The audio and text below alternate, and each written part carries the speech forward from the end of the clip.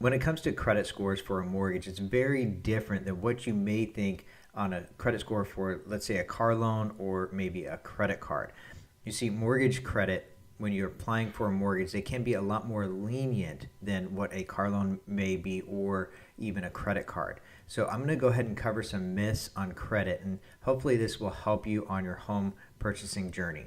So the first myth is you need a perfect credit score to qualify for a first-time homebuyer loan.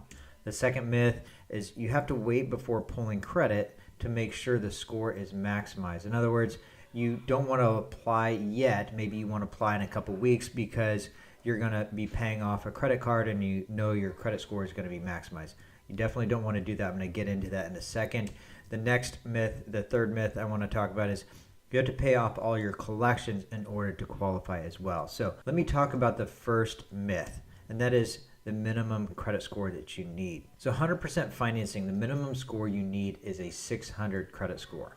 Many think that you need a 700, 750, credit score to get a mortgage. And this may be true on some credit cards, may be true on other loans that you apply for, but definitely not on a mortgage. They are more lenient, especially for first-time home buyers. So the minimum score you need is a 600 credit score. The minimum score you need if you put 3.5% down is 580. So you can have even a lower score. You just then have to put 3.5% down.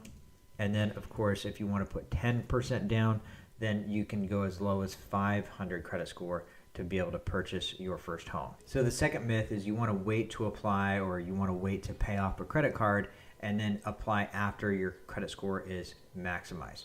Definitely do not do this, and here's why. So the first thing that we're going to do when you apply is we're going to do what's called a soft credit pull. We're not actually going to do a hard inquiry yet.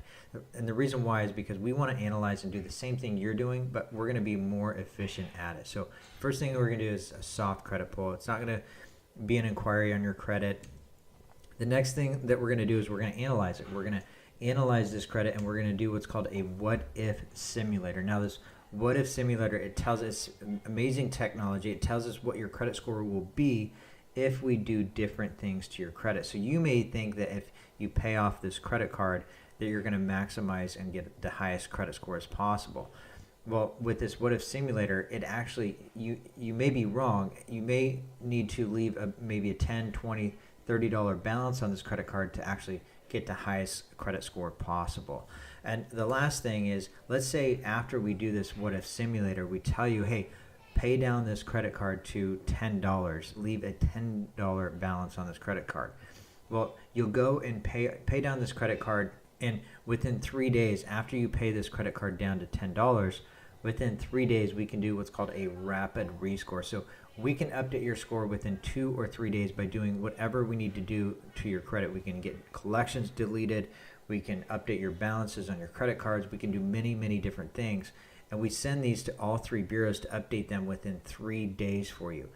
If you were to do this on your own, number one, it may not be the right choice to whatever you decide you think that you may need to do.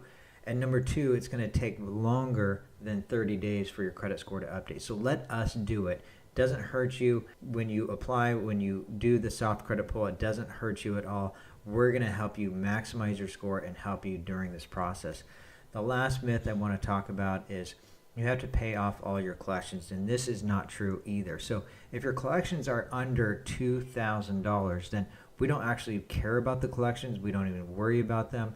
We don't care at all. The other thing is if they're medical collections, if they're medical over $2,000, if it's medical, we have no worry at all. There's nothing that we care about with those collections. In fact, if they're medical, let's say they're $30,000, $40,000 of medical bills, we don't care. You're totally fine on being able to purchase with your medical collections. So the second one is if you have collections, real collections over $2,000, well, you still don't have to pay those off.